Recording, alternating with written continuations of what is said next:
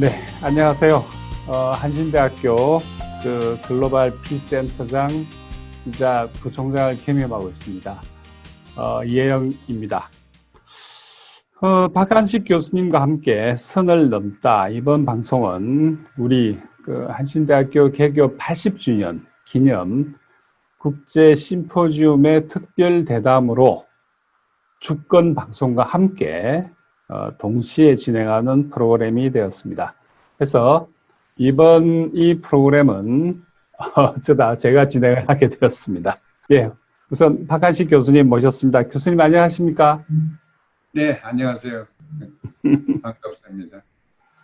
네, 먼저 한신대 개교 80주년 국제 평화 심포지움에 이렇게 참석해 주셔서 다시 한번 진심으로 감사의 말씀을 드리고요. 어떻습니까? 교수님 일전에 교수님 학창 시절에 우리 한신대 설립자 중에 한 분이시기도 한 김재준 목사님, 그 다음에 강원용 목사님하고의 어떤 특별한 인연, 이런 걸 말씀해 주셨는데, 그리고 제가 얼핏 듣기에도 교수님은 파란만장한 인생 역정이라고 할까요? 그런 걸 이렇게 제가 듣고 그러고 있는데, 어떻습니까? 그때 학창 시절이었던가요? 우리 강원영 목사님 이렇게 뵙고 같이 또 영향을 받고 그러신 적이. 그렇죠. 그때가 1950년 말에서 60년 초 그때입니다. 그때 제가 대학교에 공부하려고 서울로 올라가서 이제 바로 그 전에 제가 기독교인이 되었습니다. 세례를 받고 기독교인이 왜 그래 됐느냐 하니까 제가 어릴 때 너무 사람이 전쟁에 죽는 모습을 봤어요. 우리 6.25 사변 때도 그렇고 그 전에 제가 난 만주에서 뭐 택동 장개석 싸울 때 그거는 무자비한 아직 무기도 별로 없는 데서 죽창 가지고 찔러 죽이고 하는 그때입니다. 그래서 잔인한 사람들이 이 전쟁을 하는구나. 그래서 어린 마음에 전쟁 없는 나라가 사회가 됐으면. 그런데 이제 대구 와서 기독교인들, 그때는 기독교 선교사들도 많았습니다. 대구도 많았고. 그래서 이런저런 기독교 선교하시는 분들, 또 학자들을 만나서 배우니까 이제 이구동성으로 저 귀에 그때부터 딱 들어와가지고 도저히 나가지 않는 것이 기독교의 핵심은 원수를 사랑하는 종교다. 이거예요. 그래서 와, 눈이 번쩍 뜨이는 게 원수를 사랑하면 싸우지 않겠구나. 전쟁이 없겠구나. 그 어떤 종교이길래 이 원수를 사랑하는 종교인가? 어떤 나라이길래 미국은 또 원수를 사랑하는 종교인 기독교 국가인가? 그래서 미국에 관심을 가지고 유학의 길을 이제 그때부터 듣기 시작했는데 서울에 1959년에 도착해가지고는 제가 이제 기독교에 아주 이상주의적이고 낭만적인 그런 상황에서 기독교에서 좀 더 배워보고 싶어서 그랬는데 마침 경동교회에 가게 되었습니다. 경동교회에 가니까 아이고 김재준 목사님하고 강원영 목사님 번갈아서 설교를 하십니다. 한 주일은 이분, 다른 주일은 저분. 그런데 강의를 들어보니까 세상에 그렇게 훌륭한 내용이 있는 게 또 없습니다. 그래서 제가 경동교회 4년, 대학교 4년 시절을 다니면서 기독교에 이제 굉장히 가깝게 들었죠. 김재준 목사님하고 강홍룡 목사님하고 그러면서 4년 동안 제가 스트러글 하면서 그 두 분한테 제가 느낀 게 뭐냐면은 교회라는 것은 사회가 교회를 위해서 존재하는 것이 아니고 교회가 사회를 위해서 교회가 역사를 위해서 존재한다 하는 그런 개념을 제가 어렴풋이 학창 시절 때 그 두 어른한테 많이 느꼈습니다. 그러다가 이제 유학을 와 보니까 미국이 전쟁을 좋아하는 나라로 이렇게 전쟁을 좋아하는 나라가 아닐 만큼 없을 만큼 전쟁이 미친 나라예요. 미국에 1965년에 도착하니까 베트남 전쟁이 일어나 버렸습니다. 그러니까 한국 전쟁엔 비교 안 될 만큼 많은 사람들이 가서 또 죽고 그렇게 했죠. 근데 월남 전쟁이 일어나니까 미국에서는 공산주의들은 전부 다 악마화 시켰어요. 악마화 시켜가지고 죽이는 거예요. 원수를 사랑하라는 것은 말이 되는데 악마를 사랑하다는 말은 기독교에서 없는 것 같습니다.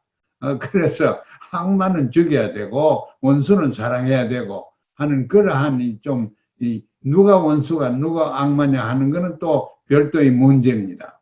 그래서 그런 이제 혼선을 빚어가면서 제가 미국 유학에 길을 들었고 그 유학을 쭉 하면서 이제 평화를 사랑하는 사람은 다 가까이 지났습니다. 마틴 루터 킹 목사나 이런 분들하고도 가까이 이렇게 하고 그랬는데 결국은 이제 이 한평생 살면서 평화병에 미쳤다 갈까 이제 그러한 삶을 살았죠. 그런데 북한을 악마화 시키는데 앞장서가지고 한 것이 또 알고 보니까 기독교입니다.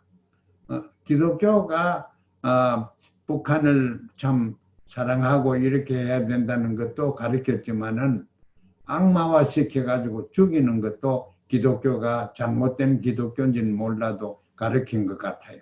그래서 저는 평신도로서 그런데 이제 이론적인 철학적인 관심을 쭉 가지고 지금까지 살고 있습니다. 교수님 인생 역정하고 우리 한반도의 고난사가 함께 하지 않았나 이런 생각을 해봅니다.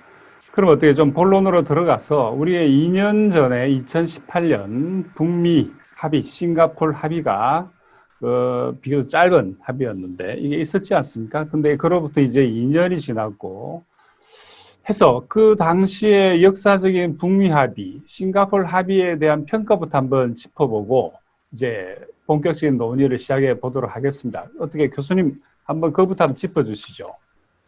그 싱가포르 정상회담은 실질적으로 형식적이었지 내용은 하나도 없었습니다. 왜냐하면 트럼프라는 사람이 대북한에 대한 정책도 없었고 외교 정책도 이럴 만한 게 없고 이 사람은 이제 생각도 하기 싫어하고 이렇게 간단한 사람입니다. 그런데 이제 사진 찍고 뭐 등등 하는 것이 자기가 한테 정치적으로 유리하다고 생각해서 그랬죠. 그렇다고 해서 북한 체제를 긍정적으로 본 사람은 절대 아닙니다. 또 북한에 있는 우리 동양 사람을 또 좋게 보는 사람도 절대 아닙니다. 트럼프는 백인 우선주의자입니다. 그래서 싱가포르에서 정상회담이 있다면 저는 깜짝 놀랐죠. 왜 만나가지고 할 것도 없을 텐데. 그런데 이 북미 간에 이제 회담한 거 이런 내용을 보면 꼭 실현되지 않는 것만 합의를 합니다. 왜냐하면은 관계를 개선하고 싶은 거 없습니다. 요새는 북핵 그러는데 북핵을 다 없애고 하면은 관계가 좋아진다는 것은 그건 허상이고 그 북한에서 만약에 과학적으로 완전히 포기한다고 하면 미국이 좋아하지 않습니다. 북한이 현상대로 있는 것이 핵무기를 추구하는 것이 미국의 실제 국익에 유리하기 때문에 그렇습니다. 싱가포르도 미국도 실질적으로는 준비가 안 됐고 북한에서는 사실은 김일성, 김정일, 김정은 이렇게 오면서 정책의 중점이 달라졌습니다. 김일성 때는 사상이고 정치 체제를 정통성을 주는 사상이고 김정일 때는 국방이었습니다. 그게 원자폭탄으로 나갔지만 국방으로 성군 사상 등등으로 해서 나갔고 김정은이는 경제입니다.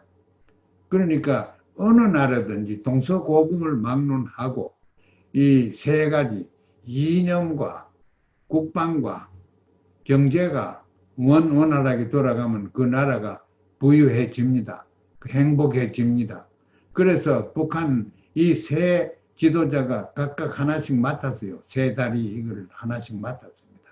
실질적으로는 이 세 사람으로서 완성되었습니다. 그래서 이제 그렇게 보면은 김정은이는 경제 성장을 하려고 그러는데 경제 성장을 이 트럼프가 경제 성장을 도와준다고 말은 많이 했지요. 그런데 그러면서 김정은이한테 체제의 정통성을 내가 지켜주겠다. 그랬거든. 그 싱가포르 때 그게 핵심입니다. 당신들 핵무기만 포기하라. 그러면 너 체제의 안전을 내가 보호해 주겠다. 그런데 그런 얼토당토 안 한 거짓말이 있을 수가 없습니다. 미국이 어떻게 북한의 체제를 안전시킵니까? 그거는 이론도 없고 그런 가능성은 전혀 없는 것. 그런 걸 그냥 입에 내가지고 얘기를 하는 것이 다널드 트럼프입니다. 그래, 그 트럼프는 제가 너무 어떤 사람이라는 걸 알기 때문에 우리나라에서 한간에는 트럼프를 지지하는 사람들도 있고 하던데 그건 몰라. 트럼프 능력도 없고 의향도 없고 평화를 사랑하는 것도 없고 그랬으면 돈밖에 모릅니다. 아무튼 그래서 이제 정상 회담은 있었지만은 실질적으로 남은 거는 없습니다. 북미 관계, 뭐 일반적으로 말하자면은 국제정치의 본질을 그야말로 강타하는 말씀을 해주셨는데 지난 2년 동안 그럼에도 불구하고 싱가포르 합의가 우리 특히 남한에서 엄청난 기대 혁명을 야기한 건 사실이거든요.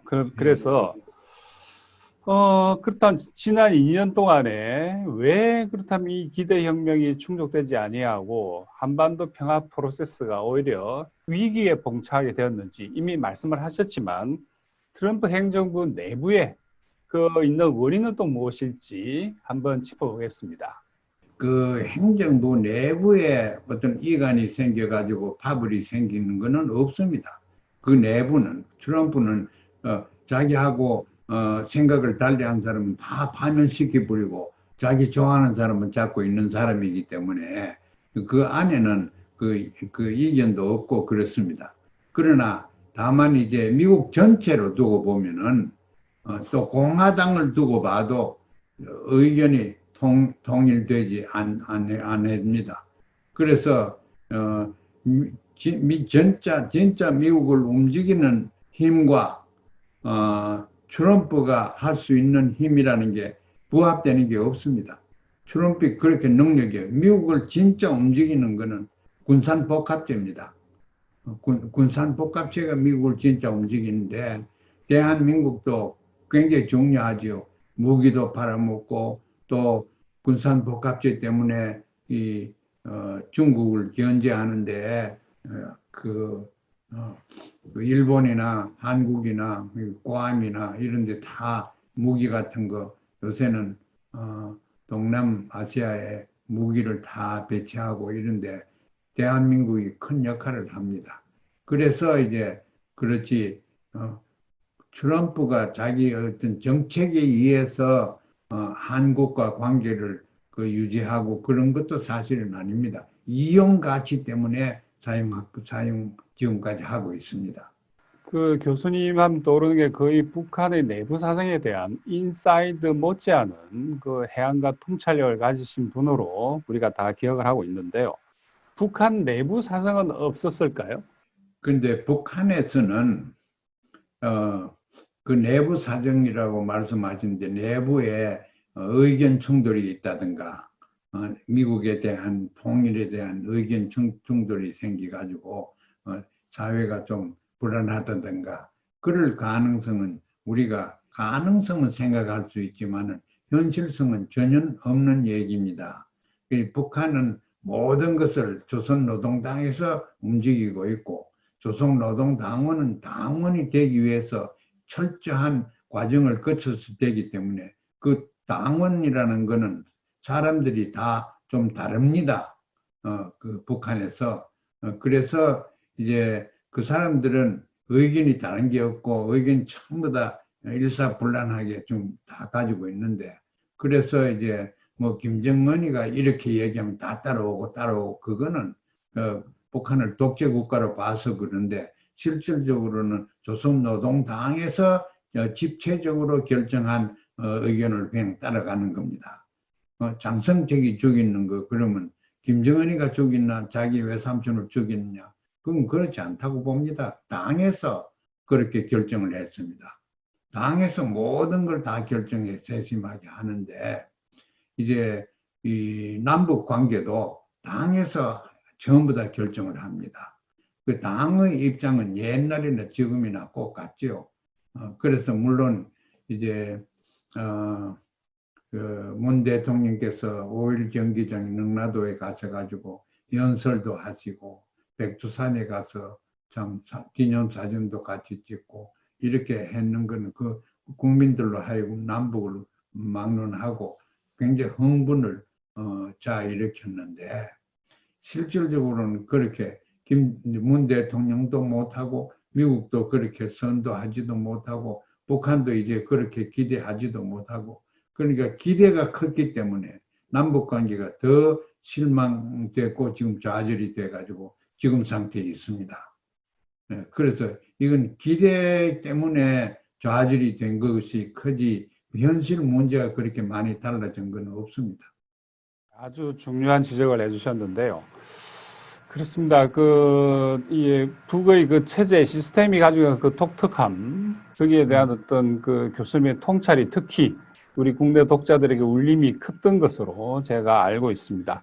그런데 시선을 우리가 남쪽으로 돌려보면은 특히 북미 관계에 있어가지고 우리가 문재인 정부가 출범하고 처음에 뭐 운전자론 나오다가 뭐 중재자 이야기도 나오고 그러다가 계속 논리가 밀리면서 이제 당사자다 우리가 그래서 이런 거에 대한 어떤 이 직책이라 할까요? 이런 게 있었는데 지금 이 2년이 지난 시점에서 돌이켜보면 왜 우리 남쪽 정부가, 우리 문재인 정부가 그렇게 노력을 했음에도 불구하고 실질적인 어떤 성과가, 손에 잡힌 성과가 아직은 보이지 않는 그런 안타까움이 있는 거거든요, 우리에게도.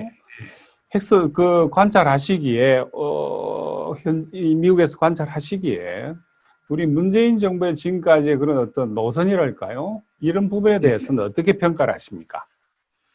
이제 근본적으로 잘못되었고 또 지금 잘 고쳐야 되는 것이 이제 미국과 북한, 북조선 사이에 문 정권이 어떤 일을 해야 되겠냐. 문 정권이라는 다른 어느 역사에서 정권과도 달리 촛불혁명에 의해서 가장 직접 민주주의에 의해서 추대받은 대통령에다가 국회도 뭐 3분의 1 가까이 3분의 2를 이렇게 국민의 지지를 받는 나라고 또 대통령 혼자만은 다른 사람들은 이익권에 의해서 왔다 갔다 합니다. 그러나 대통령 혼자의 이익권이라는 것은 역사입니다. 역사의 심판은 대통령 혼자는 받습니다. 그러니까 문 대통령께서 어떤 역할을 해야 되겠냐. 제가 볼 때는 중재자의 역할을 하면 안 됩니다. 중재자의 역할도 아니고 또 네고시에이트를 하는 그 중재자 역할도 아니고 무슨 미국의 동맹이 돼가지고 또 그런 것도 아니고 제일 중요한 대한민국의 지금 역할이라는 것은 북한을 동반자로 봐야 됩니다. 동반자로 되도록 만들어야 됩니다. 북한과 동반자가 되면은 둘 다 남과 북이 둘 다 막강한 나라가 되고 또 국제적인 신임을 받게 됩니다. 그 핵무기가 빼놓으면은 북한이 내놓을 거 하나도 없습니다. 근데 그 핵무기가 국력입니다. 또 핵무기 가진 나라들이 국력이 얼마나 국가에서 세계에서 무시 못합니까? 못하는 나라가 인도도 그렇고 파키스탄까지 이런 상황에서 이제 북한이 비핵화 얘기를 자꾸 하는데 그것도 도저히 불가능한 얘기입니다. 비핵화라는 개념조차 성립되지 않습니다. 자, 북한이 그러면 내 이걸 포기하고 저거 포기하고 저거 파기하고 다 하겠다.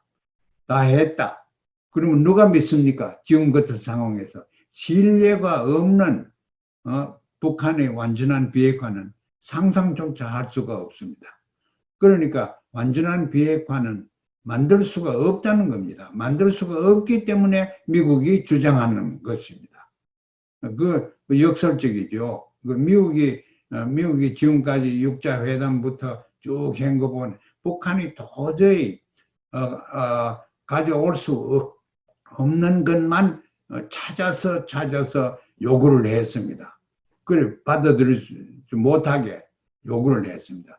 그렇게 하는 과정에서 북한을 악마화시키죠. 북한 악마화가 제일 많이 된 나라가 대한민국입니다. 제가 요새 전 어릴 때부터 빨갱이 얘기 많이 듣고 사실 천진한 마음에 여수, 순천, 제주 4.3 이런 양민학살 북한에도 가보니까 북한의 신천이라고 하는 곳에 수백 명, 수천 명을 그대로 아이들까지 다 죽여가지고 했는데 그거는 미국 사람들이 가서 양민학살을 하는 겁니다. 그 미국 사람 보기에는 동양 사람은 사람 끝이 안 보일 겁니다. 지금 미국에서 오래전에 남북 전쟁이 끝났다고 하지만은 제가 볼 때는 제가 미국에 55년을 지금 하루도 안 빠지고 살고 있는데 제가 볼 때는 미국의 노예 전쟁은 아직까지 끝나지 않았습니다. 그 흑인들을 차별되어 인간적으로 사람 취급 안 하는 건 아직까지 끝나지 않았습니다. 그래서 거기에 대한 죄책의식을 느껴가지고 백인들 가운데 흑인 편이 돼가지고 하는 사람도 많지요. 그러나 근본적으로 겉따르고 속 따르라는 것이 미국의 의식 구조가 문화입니다. 그런 맥락에서 보면은 북한이나 대한민국이나 미국이 인종적으로 우수하게 또 자기 한국과 미국의 동맹이라 그러는데 어디 주종 관계지 어디 동맹 관계입니까? 동등한 관계가 아닙니다. 그걸 우리가 남쪽에서 학자들도 그렇고 정부도 그렇고 사실 그대로 잘 살펴봐야 됩니다. 그 예리한 지적을 하셨는데 이 남북이 동반자 곧 파트너라는 말씀을 하셨고 그렇지만 이 지금 현재 이 남한의 현실이라고 하는 것은 그 한미 동맹에 끊임없이 발목이 잡혀 있는 그래서 한쪽은 교수님 말씀대로 파트너인데 또 다른 한쪽은 동맹이라고 하는 족쇄죠. 족쇄에 또 이 잡혀 있는 그래서 움직임 어떻게 뭘 해보려고 해도 문재인 정부도 마찬가지인 것 같습니다. 뭘 해보려고 해도 그 문재인 정부 내부도 그렇지만 특히 외부에서 그 공격하는 쪽에서 보자면 이제 기댈 수 있는 마지막 이 기대는 데가 한미 동맹론 이거거든요. 그래서 예. 이 동맹 대 파트너라고 하는 이 어떤 이 모순 기란 관계를 정말 정확하게 지적을 해주셨는데 이 원인이 여기에 있을까요? 우리가 지금 그 지난 2년 동안 노력을 했음에도 불구하고 문재인 정부에서 이 가시적 성과가 없는 게 그리고 또 이 문제는 또 향후 우리의 그 미래와도 아주 직결된 문제거든요. 여기에 대해서 예. 아주 교수님 그 해안을 말씀해 주셨어요. 통일 정책이 제가 볼 때는 없습니다. 통일의 길을 만들어 놓지 않았어요. 그냥 6.15 때 우리가 낮은 단계의 연방이다 무슨 국제연합식으로 우리가 하자. 그거는 단어지 거기에 대한 개념과 그 길로 가는 이론과 수단 방법을 제시하지 못했습니다. 저는 대한민국의 조국에 한 번씩 가서 학자들 이름 있는 사람들한테 자꾸 물어봅니다. 문 정권의 통일 정책이 길이 어디에 있느냐? 없습니다. 그 있는 것은 뭐냐? 동독식으로 되는 거예요. 그런 북한을 돕고 철도도 놔주고 여러 가지 경제적으로 부유하게 하면은 체제가 변할 거다. 자본주의와 사유재산을 가진 그런 체제로 또 변할 거다. 그렇게 어느 정도 변하게 되면 남과 북은 정도의 차이지 질적인 차이는 그리 없어. 그때 통합된다. 그때 흡수된다. 이겁니다. 그거는 어린애가 장난하는 것이지. 북한이 절대 자본주의식으로 변할 나라도 아니고 북한이 자기 내재의 모순 때문에 붕괴할 나라는 도둑이 아닙니다. 변하지도 않았고 붕괴하지도 않은데 남쪽에서 기대하는 것은 흡수통일이라. 그것만 지금 자꾸 말로 하고 있습니다. 흡수통일은 전혀 안 된다는 것을 학자들은 정치가들 또 지식인들은 그대로 알고 안 된다는 거. 우리는 우리 식의, 우리의 사회 문화 이런 관습의 여건에 맞추어서 우리 식의 창의적인 통일의 길을 만들어내야 됩니다. 그게 6.15의 연장선에서 봐도 되고, 14의 연장선에서 봐도 되고, 그렇게 해야지. 외국에 있었던 무슨 독일 통일 방법 그런 거를 아직까지 지금 정부에서 그걸 꿈을 꾸고 있으면 안 됩니다. 우리나라에서 제일 중요한 건 북한을 바로 알기 운동, 그리고 바로 알므로써 세계와 이웃에게 북한을 옳은 나라로 가르쳐 줘야 됩니다. 정상적인 나라라는 것을 가르쳐 줘야 됩니다. 저도 과거에 1980년대에 북한 바로 알기 운동 이런 예, 걸 동료들하고 한 적이 있습니다. 그래서 세월로 따지면 뭐 30년 전인데, 근데 예, 여전히 북한에 대한 바로 알기 운동은 진행을 더 해야 되겠구나 하는 걸 교수님 책을 읽고 저도 다시 한번 생각을 한 적이 있습니다. 예, 교수님, 저 이제 바이든 시대가 이제 열리게 되었고 해서 특히 교수님에게께서는 이 부분에 대해서 굉장히 익숙하실 텐데 미국 민주당의 아시아 정책, 특히 그 일환으로 이 대북 정책, 예, 이게 바이든 시대에는 어떤 새로운 뭔가 있을지, 혹 우리 국내에서는 그런 이야기도 있습니다. 이게 과거 오바마 시절처럼 뭐 전략적 인내니 뭐니 하면서 실질적으로 아무것도 못하고 안 하는 그런 것이 되풀이되는 거 아니냐. 그리고 간헐적으로 바이든 그 당선자가 하는 말도 과거에 보면은 좀 대단히 우려된 지점도 없잖아 있습니다. 해서 이 부분 교수님께 굉장히 익숙하고 잘 아시는 분야일 거로 보이는데 어떻습니까? 바이든 시대에 과연 새로운 어떤 가능성이 열릴까요? 저는 좀 더 낙관적으로 봅니다.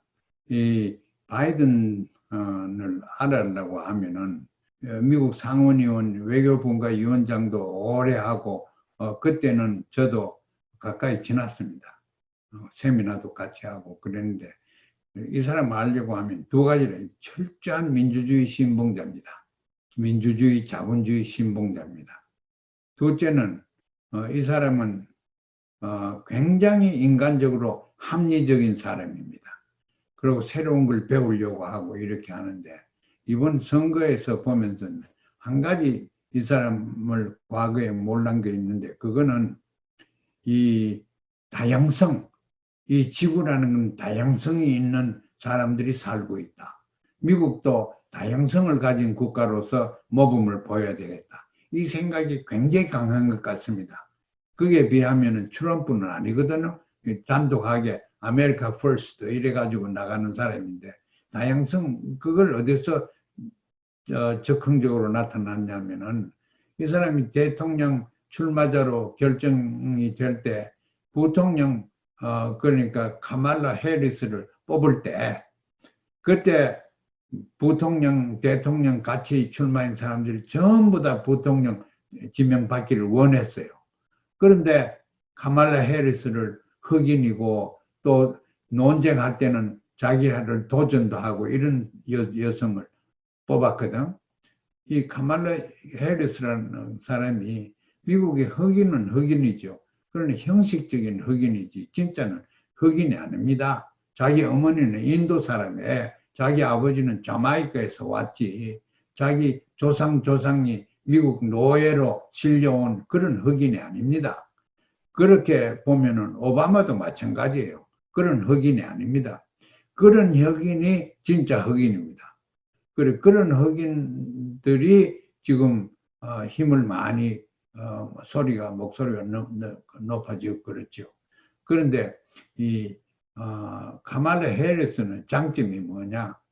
이건 세계적입니다. 자기 엄마는 회교에다가 인도 사람에 자기 아버지는 자마이카 사람, 자기 남편은 유태인에다가 상당히 세계적으로 그렇게 된 사람이고 이 사람을 부통으로 뽑을 때는 자기가 정책을 그런 방향으로 나가겠다는 생각이 큽니다.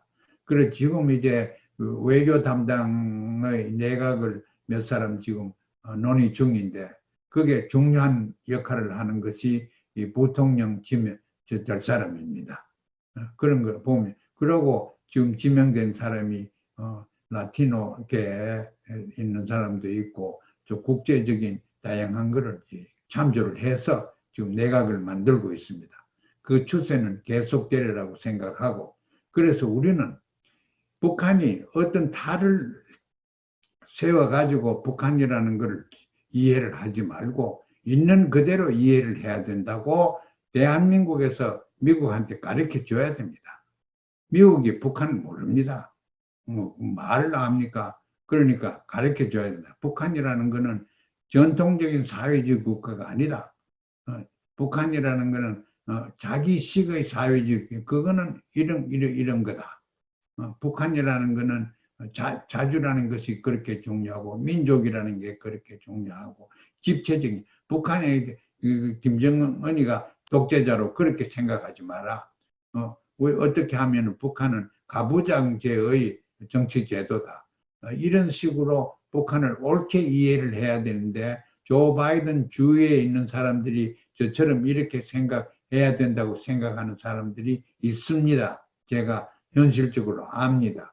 그래서 앞으로 그런 식으로 나가도록 대한민국 정부나 대한민국의 인사들이나 학자들이나 미국을 움직여야 됩니다. 미국의 눈치 보고 따라가지 말고 미국이 어디로 가야 될지 모릅니다, 사실은.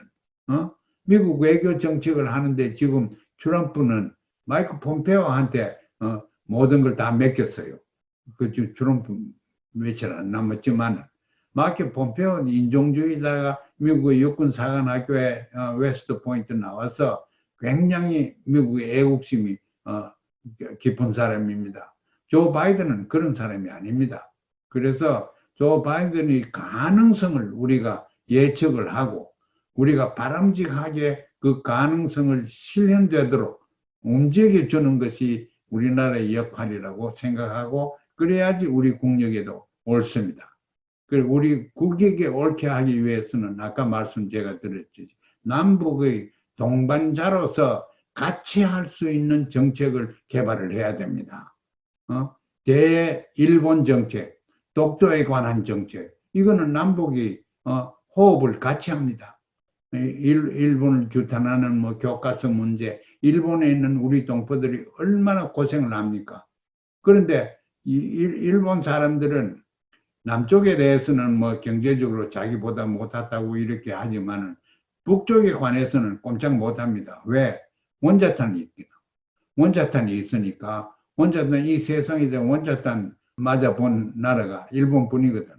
그래서 이제 그 현실적으로 북의 원자탄을 하나의 그 장애물로 생각하지 말고 하나의 그 에세트, 이득으로 우리 민족의 생각을 하는 그런 혁신적인 생각을 하게 해야 되고 또 그런 생각을 미국으로 하여금 이해하도록 이해시켜야 된다고 생각합니다. 교수님 방금 말씀은 정말 우리 온 국민이 꼭 경청을 했으면 좋겠다 하는 그런 생각조차 드는데 방금 말씀하신 것처럼 미국을 따라가지 말고 미국을 움직여라 하는 예. 그 말씀.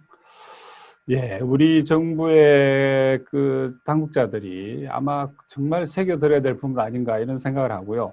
그럼에도 불구하고 어떻습니까? 이게 바이든 정부의 어떤 그 외교팀, 특히 아시아팀, 예를 들어서 동아태 차관보를 정점으로 하는 이 팀이 완성되기까지 꽤 시간이 걸릴 것 같습니다. 뭐 하다못해 내년 말쯤 돼야 되지 않을까 싶기도 하고요.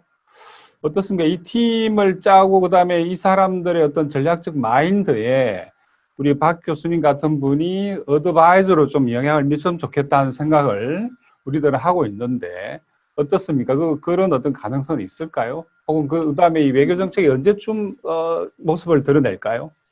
예, 그 두 가지 우리가 알아야 되는 것이 자관보나 뭐 극동문제 자관보나 이런 사람들이 아무 역할을 못합니다.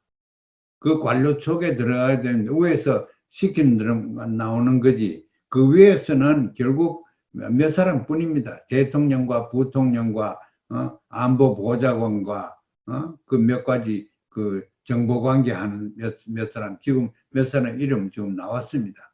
그런데 그 사람들이 이념적으로 철학적으로 어떻게 할 거냐 하는 건 우리가 연구를 더 해봐야 됩니다. 그렇게 알려져 있는 사람이 나오지 않았습니다. 그런데 이런 사람들이 창의적이고 또 좀 뭐랄까 독창적으로 뭘 해보겠다는 의욕이 강한 사람들입니다. 그러니까 그 주위에 있는 사람들이 학자들이나 이런 사람들이 자문을 한다든가 뭐 큰 자문을 안 해도 몇 가지만 가르쳐 주면 저는 뭐 북한 명하지 않는다, 변하지 않는다. 따라서 북한은 독일식으로 통일이 안 된다. 북한은 핵무기 절대 포기하지 않는다. 이런 몇 가지는 저도 공개적으로 그 사람들한테 다 가르쳐 줍니다.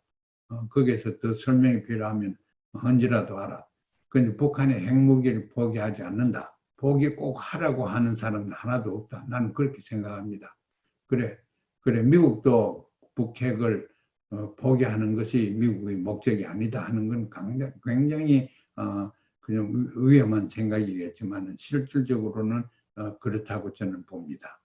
그래, 우리가 좀 주체적으로 대한민국 외교 정책을 하되 북한과 동맹관계라는 것을 잊지 말고 이따금씩 가능한 한도 내에서 동맹관계의 그 관계를 정책적인 관계를 해야 된다고 생각합니다. 교수님, 이번 우리 대학의 심포지엄 주제가 대북 제재입니다. 대북 제재. 네. 그래서 이 주제를 가지고 본격적인 그 심포지엄은 국내에서도 처음 아닌가 이런 생각을 하고 있고요. 그래서 대북 제재 물론 이제 유엔 제재가 있고 미국 제재가 있는 거 아닙니까? 그런데 그 십수년을 수십 회에 걸친 또 이 제재, 유엔 제재, 미국 제재 이것을 통해서 그렇다면 우리가 좀 더 평화에 가까워졌는가 하는 게 우리가 지금 심포지엄에서 묻고 있는 핵심적인 질문입니다. 해서 예. 이 대북 제재 문제에 조금 말씀을 해주시죠. 대북 제재의 목적은 제가 볼 때는 비핵화가 아닙니다.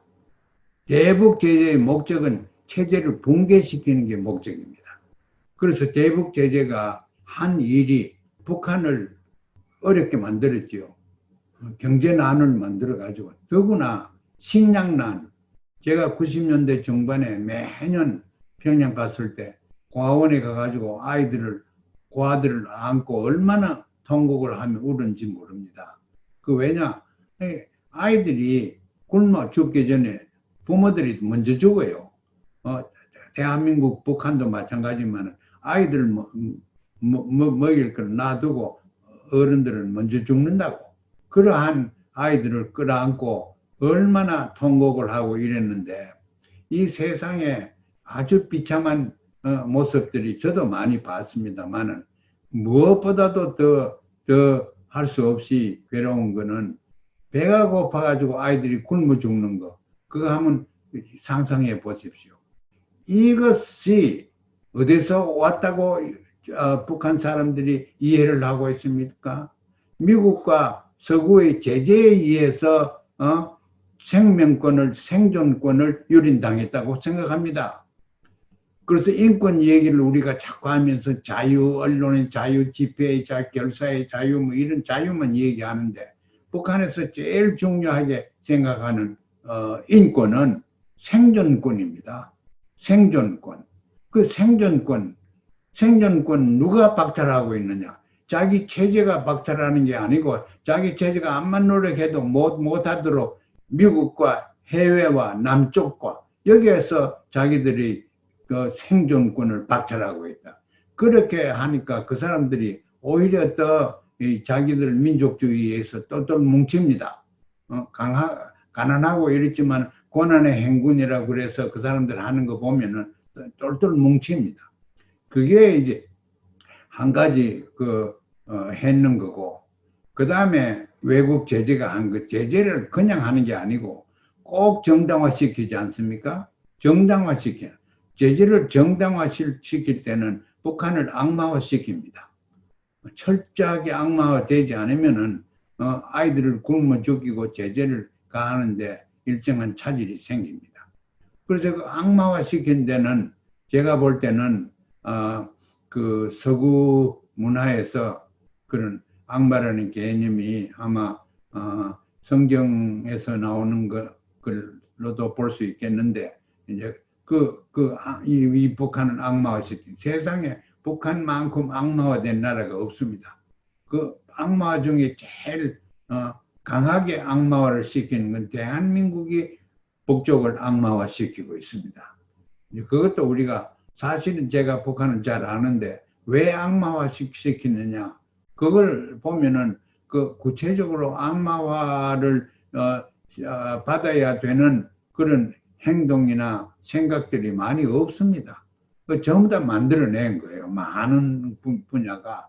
더구나 남쪽에 요새 신문을 보니까 뭐 이 사람 저 사람 저 북에서 탈북한 사람들이 북한에 관한 사실을 얘기를 하는데, 그건 100% 전부 거짓말이에요. 거짓말을 다 믿고 북한을 악마화시키는, 그거는 이제 좀 끝냈으면 좋겠어요. 그 옛날에 벨갱이 거래가 여수 순천 이런 사건 일어날 그때와 이제 세월이 달라졌는데, 좀 다 미래지향적으로 좀 인류를 보습하는 그런 상황이 좀 달라져야죠. 언제까지나 벨갱이 하고 이렇게 살아야 됩니까? 저도 미국에서 50년 대학 교수를 하면서 벨갱이 취급을 많이 받았습니다. 북한에 다닌다고 친북, 종북, 그래서 제 친척이나 이런 사람들을 한국에서 공무원 생활도 잘 못하게 하고, 뭐 이런 거 아주 많습니다. 그 방법이라는 것이, 그거는, 그런 거는 우리가 통일의 길에 들어서기 위해서, 남쪽에서 의식개조, 문화혁명을 일으켜야 된다고 생각합니다.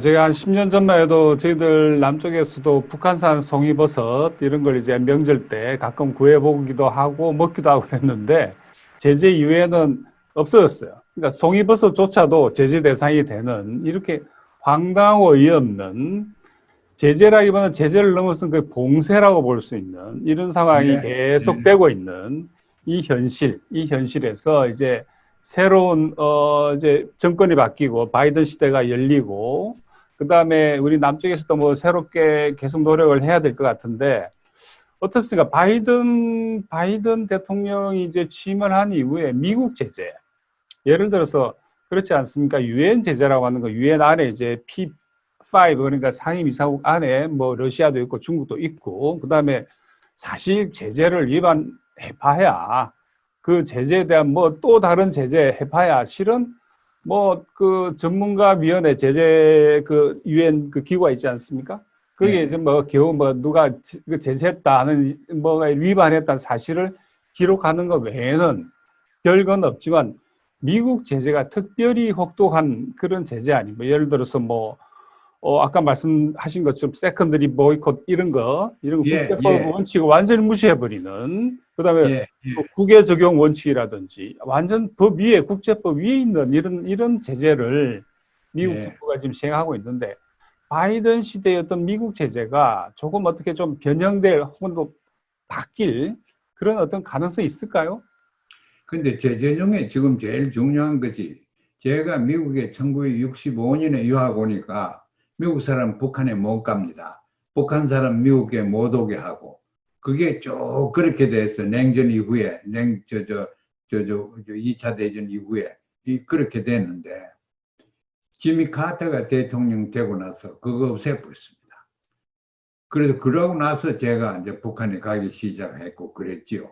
물론 지미 카터하고도 좀 관계가 맺었지만은 이제 가고 그랬는데, 지금 트럼프에 와서 북한에 또 못 갑니다. 그 제재를 해도 왜 사람이 북한에 못 갑니까? 북한 사람 못 들어옵니다. 제가 북한 분들 모시고 회의도 몇 번 해봤는데 그건 옛날 얘기고, 요새는 못합니다. 생각할 수가 없습니다. 그런 것부터, 사람 왕래부터, 또 사람과 그 이외에 무슨 아이디어들, 뭐 저서들이나 이런 언론이나 이런 보도의 자유, 이런 건 어느 정도 북한에 들어가야 된다고 생각합니다. 우리가 미국이 북한에 대한 제재를 너무 필요 이상으로 하고 있는 거, 이거를 이제 안 하도록 한다는 게 우리가 외교를 사용해야 됩니다. 해서 무기를 못 사겠다. 어떤 거는 못 사겠다. 뭐 이런 식으로 해서 우리가 가지고 있는 그 말하자면 레버리지, 그걸 좀 사용을 해야 된다고 봅니다. 미국이 이제 독자적으로 가지고 있는 제재가 인도적인 제재가 또 인도적인데 직접 영향을 미치는 제재가 많습니다. 그걸 이제 또 우리가 좀 풀어줘야 되고, 그 중국은 제재 중에도 인도적인 제재는 가하지 않습니다. 그래서 중국에서 북쪽으로 동북 삼성에서 자체적으로 무역을 합니다. 그러니까 지금 이렇게 어려운데 제가 70년대 중반에 가서 기아 선상에 있는 사람들, 아이들을 많이 봤지만 요새는 없습니다. 지금 그 유엔의 제재 시스템 내에서도 휴머니테리안 그 서포트나 이런 것들은 가능한데 우리 남쪽에서도 그 눈치를 너무 봐요. 예를 들어서 뭐 몇 년 전에 뭐 타미플루 같은 걸 이제 대북 지원을 나섰는데 이번에 어떤 일이 생기냐면은 유엔사라고 하는 미군, 유엔사 사실 아직도 있지 않습니까? 이 남쪽에 유엔사가 나서 못하게 막고 장관이 철책선 DMZ 이렇게 이 시찰을 나갔을 때도 그거를 유엔사가 들어와서 못하게 하고 이런 제재인 듯 하면서 제재가 아닌 이런 또 눈에 보이지 않는 그 장벽들. 그다음에 교수님 아시겠지만 최근 몇 년 사이에 이 남쪽에는 유엔사가 계속적으로 리바이탈라이제이션을 해가지고 재활성화라는 이름으로 오히려 없어져야 될 유엔사 또 덩치를 키우고 있어요. 사실상 유엔사가 미군인데 그래서 이런 어이없는 일도 지금 계속 생기고 있습니다. 어이없는 중에 제일 어이없는 것이 주권 국가인 대한민국이 군사 통수권이 없다는 거. 이거는 어이없어도 이만저만 아닙니다. 그런 것부터 우리 새로 미국의 정권이 들어오면은 바로 잡도록 우리가 압력을 넣고 외교를 해야 된다고 생각합니다. 저기 국내에 있는 우리 그 전문가 집단에서는 바이든이 당선된 이 시점부터 이제 한 내년 이 하반기 정도가 가장 중요한 기회의 창이 아니냐 이런 의견을 가지신 분이 있습니다. 무슨 말씀이냐면 이 아까 말씀하신 대로 이 기간에 미국을 움직이도록 우리가 최선의 여러 가지 적극적인 노력을 해야 된다. 뭐 이런 말씀이거든요. 그렇기 때문에 교수님 아까 지적하신 것하고 사실은 일맥상통한 그런 이야기인데 이와 관련해서 어떻습니까? 우리 우리 정부의 그 외교 정책의 방향, 그 다음에 이를 위해서 우리 한국 시민사회가 또 어떤 역할을 해야 될지 여기에 대해서 교수님 한번 고견을 듣고 싶습니다. 대한민국은 민주주의입니다. 또 북한은 조선식 사회주의입니다. 그러니까 우리는 철저하게 또 우수한 민주주의가 돼야 됩니다. 그래야지 정통성이 있는 나라가 됩니다. 미국보다도 더 우수한 민주주의가 되기가 어렵지 않습니다. 미국 민주주의 요새 보십시오. 이게 민주주의인가? 독재 국가도 이런 거 없지. 그래서 우리는 모범적인 민주주의를 한번 만들도록 애를 써야 됩니다. 거기에 핵심은 민주주의는 학자들도 연구를 많이 하시길 바랍니다. 민주주의를 가능케 하는 것은 중산계층입니다. 미들 클래스가 없으면 민주주의가 불가능합니다. 돈 많은 사람들은 돈 더 벌려고 애를 써. 돈 없는 사람은 의식주 때문에 애를 쓰고 민주주의라는 건 대의명분을 찾고 공동체 이익을 찾고 이렇게 해야 되는데 그거는 중산계층이 그렇게 합니다. 왜?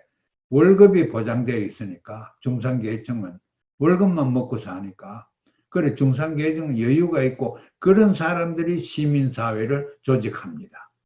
그래서 우리는 모범적인 민주주의가 돼야 되겠다. 저는 그렇게 생각합니다. 저기는 모범적인 사회주의 되라.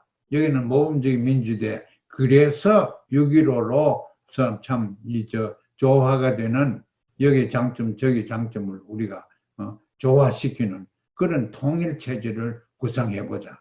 이런 식으로 우리가 통일에 대한 길을 모색해야 된다고 생각합니다.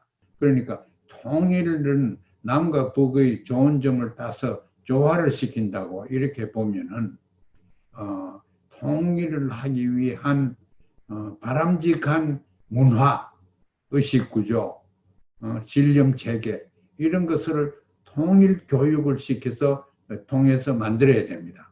통일 교육은 지금 이 시점에 대한민국에서 또 조선민주인민공화국에서 통일 교육을 해야 됩니다. 그 마지막으로 아까 말씀드린 그 우리 외교 정책이 요 기간 동안에 특히 바이든 시대에 외교 정책의 어떤 방향 여기에 대해서 좀 몇 가지 조언을 주셔도 좋겠습니다. 미국의 외교 정책은 뭐니 하더라도 미국의 국익을 추구하게 되어 있습니다. 그런데 미국의 국익이 무슨 간단하게 경제적으로나 군사적으로나 이렇게 생각하는 게 국익이 아니고 그거는 트럼프 같은 사람들이 그렇게 생각을 했지요. 그런데 바이든 때는 좀 다양한 차원에서 미국의 국익을 생각할 것입니다. 또 중국도 옛날 소련처럼 그 군사 대결이나 뭐 이런 걸로 나오지를 않고 될 수 있는 대로 다양한 정치, 의식, 문화 이런 것까지 소위 중국식 사회주의라는 걸 요새 시진핑도 얘기하지 않습니까? 중국식 사회주의. 그걸 제가 볼 때는 유교식 사회주의입니다. 다른 말로 하면은 자본주의, 수정 자본주의식 사회주의가 아니고 유교식 사회주의입니다. 그러면 유교식 사회주의라는 거는 어떤 거냐? 그 우리가 연구를 해가지고 중국과 같이 할 수 있으면 같이 하고 그래서 이제는 군사와 경제와 이런 아주 물질적에서 경쟁하는 그런 안보 체제의 세계 질서에서 벗어나서 평화 체제로 넘어올 수밖에 없고 그래야지 인류가 살 수가 있습니다.